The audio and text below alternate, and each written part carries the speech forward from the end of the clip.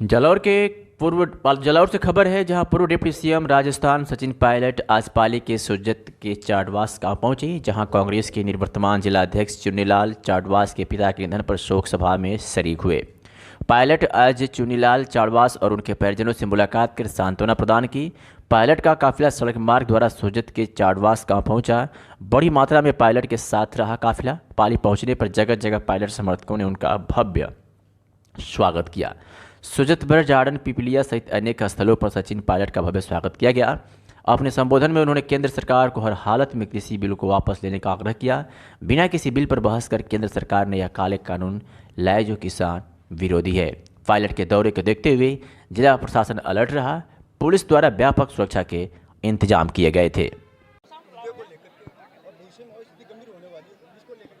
भाई मैं समझता हूँ ये इतनी क्या आवश्यकता थी और क्या अनिवार्यता थी कि ये कानून लाए गए, किससे पूछकर लाए गए, किस राज्य सरकार से बात हुई, किस किसान संगठन से बात करी, और जब गलत कानून बन गया और सरकार अगर 15-18 संशोधन करने को तैयार है तो उसको कबूलना चाहिए कि कानून ही गलत है।